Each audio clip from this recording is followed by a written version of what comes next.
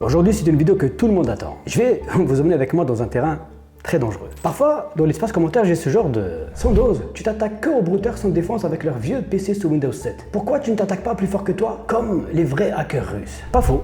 C'est vrai que je ne me suis jamais attaqué aux vrais hackers russes, mais dans cette vidéo, je vais le faire. Je vais m'attaquer à plus fort que moi, à des vrais hackers russes, voire même des hackers indiens. Mais pas que.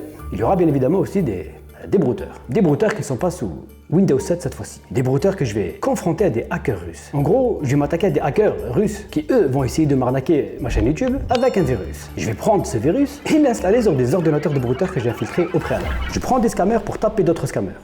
C'est un peu ça l'idée. Un gros coup de pied dans la fourmilière. Et une fois que c'est fait, je vais me poser tranquillement. On va se poser tranquillement avec des pop-corn et observer. Car je serai accompagné d'un nain que vous connaissez tous maintenant. Mais on verra ça un peu plus tard dans la vidéo. Un conseil donc, installez-vous confortablement, ça va être le feu.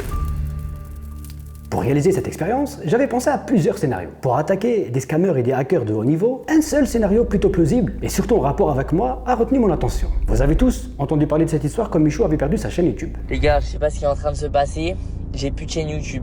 Actuellement là, vous allez sur YouTube, là vous tapez Michou, ça existe plus, j'existe plus les gars. Michou s'est tout simplement fait pirater sa chaîne YouTube. Et il est loin d'être la seule victime de ce phénomène. Depuis des années maintenant, malheureusement, énormément de chaînes YouTube subissent la même chose. Et j'avais même fait une vidéo sur ce sujet il y a plus de 4 ans maintenant. Et là vous allez me dire, mais Sandoz, pourquoi tu nous parles de Michou et tout ça? Bah tout simplement c'est que j'ai aussi une chaîne YouTube. Et plein de fois on a essayé de me hack aussi. D'ailleurs ça continue même encore aujourd'hui. On va donc s'attaquer à ces hackers et des pirates qui s'attaquent à ces chaînes YouTube. Au début, les pirates s'attaquaient essentiellement aux chaînes YouTube pour diffuser des lives crypto où on voit Elon Musk vendre des bitcoins bidons, mais aujourd'hui ils s'attaquent à tout. Chaîne YouTube, compte Instagram, compte TikTok, tout y passe. Et comme je suis souvent sollicité par ces pirates afin de hacker ma chaîne YouTube, je vais donc rentrer dans leur jeu et voir comment ils procèdent. Ensuite, je vais récupérer le virus qu'ils m'envoient pour essayer de me faire et l'exécuter sur les ordinateurs de brouteurs. Alors, pour faire simple, les pirates généralement se font passer pour des marques assez connues. Des marques de vêtements, high-tech, des VPN, des boissons énergisantes, etc. Et ça tombe bien, il y a quelques temps, j'avais reçu ce message de la part de Red Bull. Mais il n'y avait pas que eux. J'ai aussi été contacté par Lacoste, la marque de vêtements, Blackmagic Design pour me proposer leur logiciel de montage DaVinci Resolve, ou encore Reebok.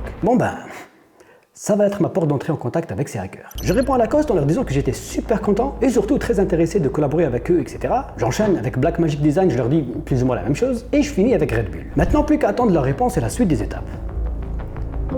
Voilà. J'ai déjà une réponse, je crois. Welcome to the Lacoste family. Incroyable.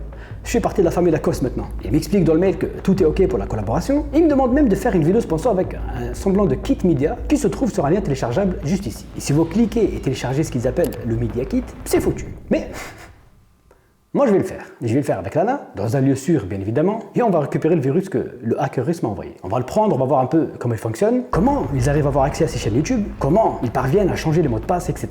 Et même si vous avez la double authentification d'activer, etc., il bypass vraiment tout. Et comme je l'ai dit en début de vidéo, on va aussi l'exécuter chez quelques brouteurs qu'on a infiltrés. Mais juste avant de cliquer sur le lien, je tenais à rassurer les créateurs de contenu qui reçoivent aussi ce genre de sollicitations, qui se font spam du matin au soir par ce genre de marque Bito. Sachez qu'aujourd'hui j'ai la solution ultime, une solution que je teste maintenant depuis quelques semaines, et comme par magie je ne reçois plus aucun message douteux de la part de ces marques. Cette solution s'appelle Bitdefender for Creator, c'est un tout nouveau produit développé par Bitdefender. Et d'ailleurs c'est eux qui sponsorisent cette vidéo. Si vous êtes un créateur de contenu, vous avez certainement reçu l'un des emails qu'on a vu juste avant. La sollicitation est tellement forte en ce moment qu'on a du mal à cerner le vrai du faux. Est-ce que c'est une vraie proposition de partenariat? Est-ce que c'est juste un spam, un pirate?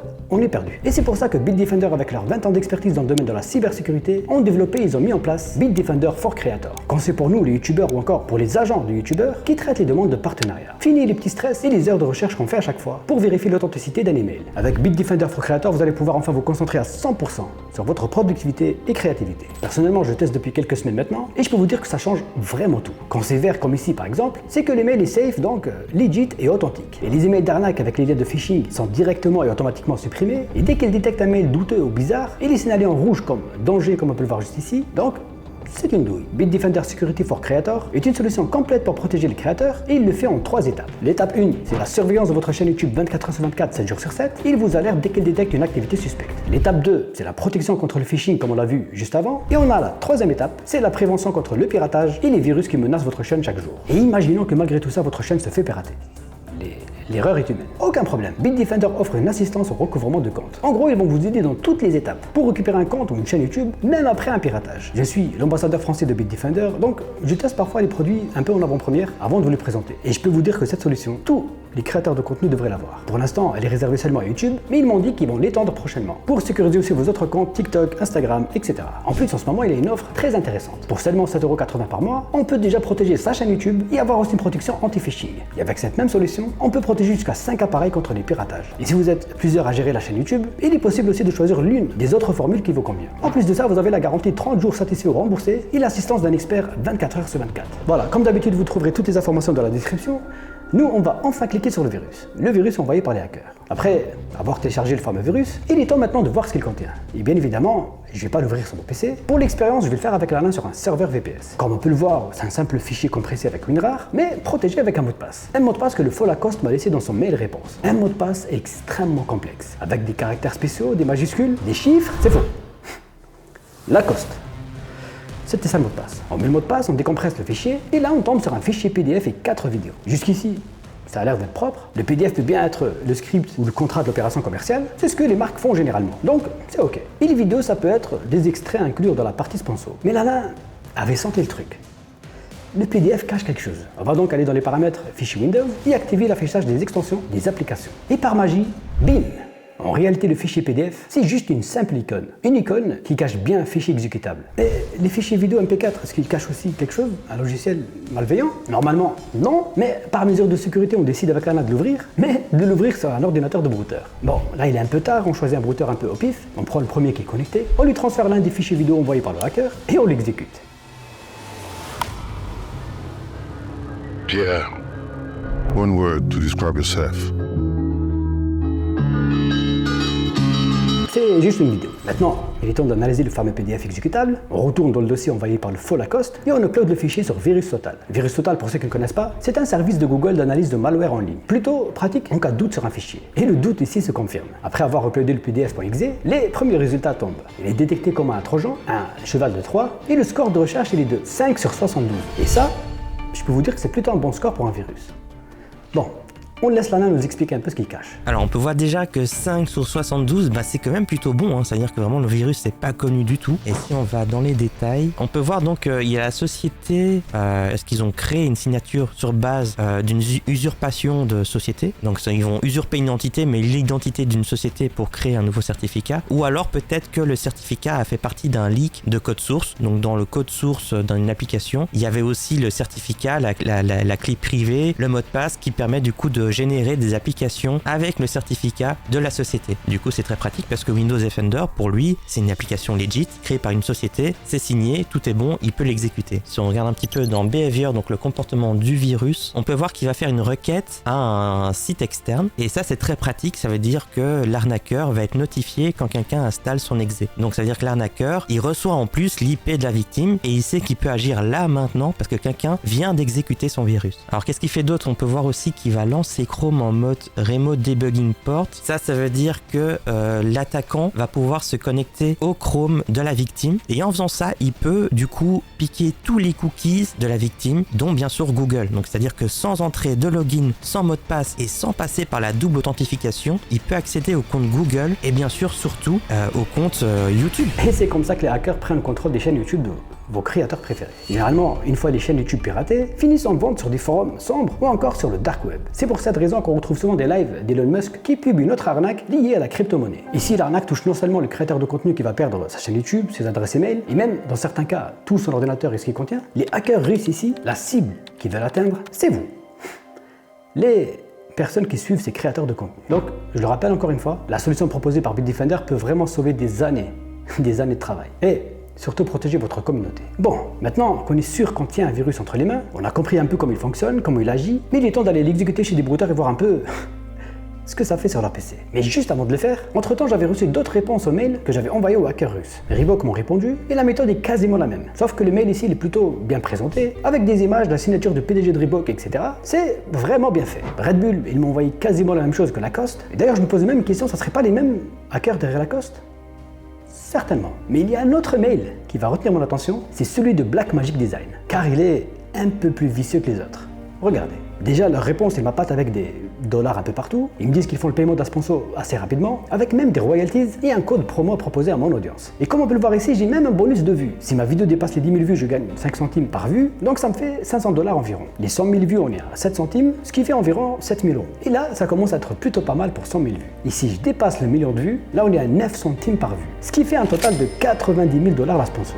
Ça, c'est de la sponsor. Même en sachant que c'est une douche, j'ai envie de cliquer. Et en parlant de cliquer, dans leur Media Kit à eux, ils proposent une version Windows ou encore une version macOS. Eux, ils veulent toucher un maximum de personnes. Les liens, si on regarde bien, on a affaire à un vrai site, blackmagic.com. Premier réflexe, je le scanne sur ScamDoc, et là, ça me dit que le site, il est complètement legit. Si je descends un peu plus bas, on voit que le site, il existe depuis 1993. What?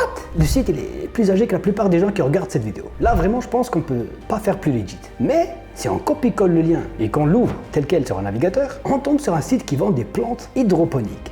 Mais des plantes, un site qui n'a aucun rapport et pour le coup il est vraiment legit, qui doit être lui aussi victime des hackers. Alors, comment je télécharge mon virus moi? En fait, la petite subtilité se trouve juste ici. Quand on passe la souris sur le lien envoyé par le pirate, on voit qu'ils ont tout simplement caché l'hyperlien en HTML avec la balise href. La plupart des gens, enfin la plupart, nous tous, quand on reçoit un lien, on va pas le copier-coller pour l'ouvrir sur le navigateur. Le lien est cliquable, donc on va tout simplement cliquer dessus pour l'ouvrir. Donc, on peut facilement se faire avoir. Bref, on télécharge quand même le lien, on l'ouvre sur le VPS et la technique est identique à celle de Lacoste. On trouve un dossier Media Kit avec des photos ou encore des vidéos en rapport avec Blackmagic Design, un fichier rare protégé avec un mot de passe qui cache DaVinci Resolve, le logiciel de montage. Enfin, il cache surtout le virus. Encore une fois, on envoie tout ça sur Virus Total et le constat est sans appel. C'est bien Vulgar Trojan aussi qui est là pour prendre le contrôle de toute notre vie. Bon, on sait maintenant comment tout ça fonctionne. J'ai fait les tests avec les autres marques et la technique est plus ou moins la même chose à chaque fois. Maintenant qu'on a plein de virus en notre possession, on va choisir quelques brouteurs cobayes à qui l'envoyer. Le premier brouteur qui passe à la casserole, on va l'appeler Denis. Sa spécialité, c'est l'arnaque aux petites annonces sur le Facebook Market, mais il fait aussi de l'arnaque à la location. En me connectant à sa machine, je tombe nez à nez sur une discussion entre lui et une victime qui est sur le point de payer. Une victime, malheureusement, qui avait déjà envoyé toutes ses informations personnelles. Dans l'urgence, alors,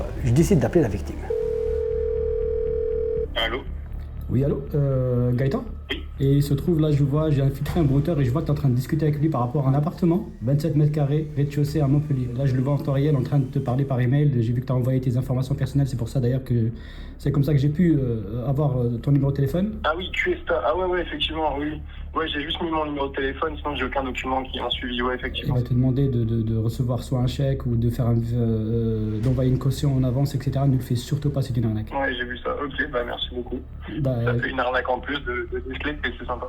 Maintenant que la victime elle est prévenue, on fait charger le virus tout en douceur et en arrière-plan sur le PC du brouteur. Et on va revenir le voir juste après. Le temps presse parce qu'on a beaucoup de brouteurs à faire tomber. On se connecte à la machine d'un autre brouteur qu'on appellera Jack. Sa spécialité, c'est l'arnaque à la location. Encore? Ça fait beaucoup là, non? Je profite du moment où il est occupé à consulter les annonces d'appartements afin de piquer les photos et la description de ces dernières. On lui envoie le petit cadeau russe. Encore une fois, qui s'installe tout en douceur, comme on peut le voir juste ici. Mais une fois chargé, avec tous les changements qui opèrent en arrière-plan, son navigateur finit par crash et ça lui ferme toutes les fenêtres. Sans se poser de questions, il va juste le relancer et tente à nouveau de retourner vers les sites de petites annonces. Mais petit problème. On voit qu'il est bloqué, il arrive à accéder à aucun site. Il comprend pas trop ce qui se passe, il panique un peu et il va alors redémarrer son PC pour remédier à tout ça. Mais je pense que c'est foutu pour lui. Bon, en attendant qu'il revienne, on va prendre un autre brouteur. Et celui-là, sa spécialité, c'est l'arnaque au sentiment. On lui installe le fichier Lacoste comme on peut le voir juste ici, mais pendant que ça charge, je le voyais aussi parler à une autre victime. Bah pareil, comme avant, j'allais pas rester là, les bras croisés et regarder la scène. Je m'excuse d'avance pour la victime, je prends le contrôle de son clavier et j'écris connard à sa place. Pour éviter qu'il supprime directement le premier connard, je lui balance un deuxième. Et là, il panique un peu, il réduit la fenêtre pour aller actualiser son bureau Windows, comme si ça allait changer quelque chose. Non, il revient sur son Facebook et on voit que la victime, elle a vu les insultes. Et là, le brouteur lui écrit ça. Erreur de clavier. Ils sont vraiment trop cons. La victime lui répond « Ah ok, j'ai eu peur. Mais un connard, ok allez, c'est une erreur. Mais deux connards, c'est une confirmation. Bon, je prends le contrôle du clavier et je bloque celui du brouteur, histoire qu'il puisse pas intervenir. Et j'écris ça à sa place. Je rigole, ce n'est pas une erreur. T'es vraiment un connard. Ah oui, je précise.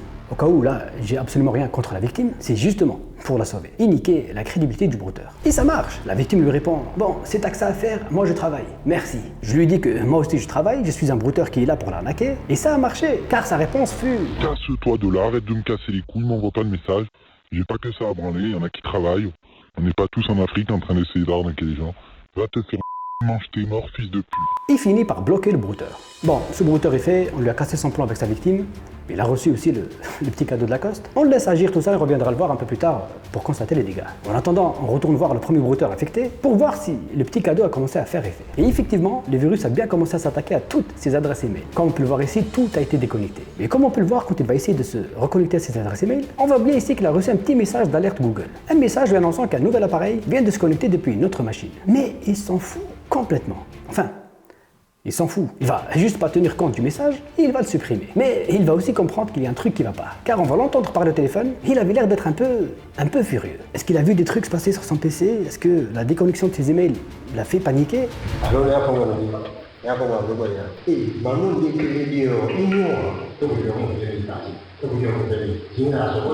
Il a pas l'air très content. Malheureusement, je comprends pas tout ce qu'il dit et je sais que je suis suivi par pas mal de Béninois. Donc si jamais vous comprenez tout ce qu'il dit, n'hésitez pas à le mettre en commentaire. En attendant, je retourne voir l'autre brouteur qui faisait de l'arnaque au sentiment. Pareil.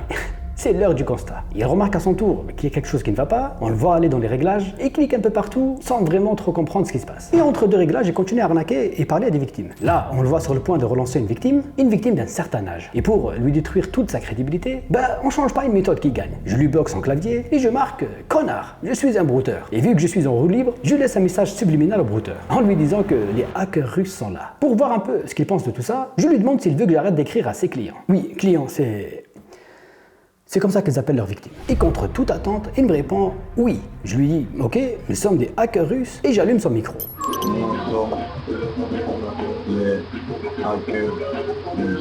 Il a lu le message, je le supprime. Dans un premier temps, il va faire semblant de rien comprendre. Et là, je lui pose cette question. « Tu es un brouteur, non ?» Il rigole. Là, il est en détente totale. Pour lui, tranquille. Il me confirme que c'est bien un brouteur. Pour vous éviter des longues minutes d'échange avec lui, on continue à parler et tout ça sous les yeux de sa victime. Donc là, il n'a plus aucune crédibilité. Je lui fais croire que les hackers russes sont de son côté avant de lui dire qu'on doit procéder à une petite perquisition de son ordinateur, histoire de voir qu'on n'a pas affaire à un indique. C'est n'importe quoi. Je lui demande de ne plus toucher à son ordinateur et de juste observer. C'est la perquise. Et regardez à quoi elle ressemble la perquise. Sous ses yeux, on va dans le dossier Windows et là on va faire un petit shift supprimé sur le dossier System 32. Et là...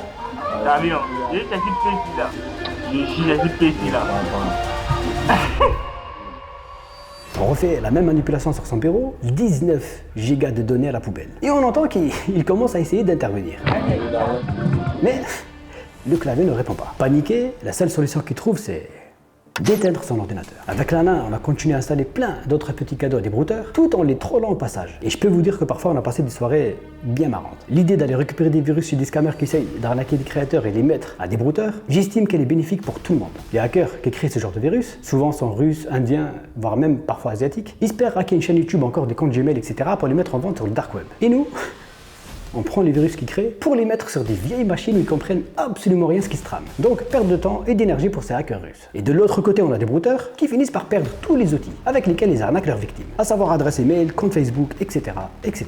D'autant plus que 99% des brouteurs stockent généralement les informations, les données personnelles de leurs victimes, etc. dans ces adresses email. Et parfois ils mettent aussi leur mot de passe, les comptes qu'ils utilisent, etc. Donc pour eux, ça représente des semaines, voire des mois de travail qui partent en fumée en seulement quelques secondes. Cette vidéo est le premier épisode d'une longue série de vidéos où on va prendre des outils créés par des scammers pour attaquer d'autres scammers. Et d'ailleurs, si vous avez des idées à leur faire, n'hésitez pas, l'espace commentaire, il est là pour ça. Voilà, c'est déjà la fin de cette vidéo, j'espère que le concept vous aura plu. Encore une fois, si vous avez d'autres idées, n'hésitez pas à les mettre en commentaire. N'hésitez pas aussi à vous abonner pour ne pas rater les prochains épisodes. En attendant, comme d'habitude, restez sur vos gardes, c'était Sandoz. Ciao!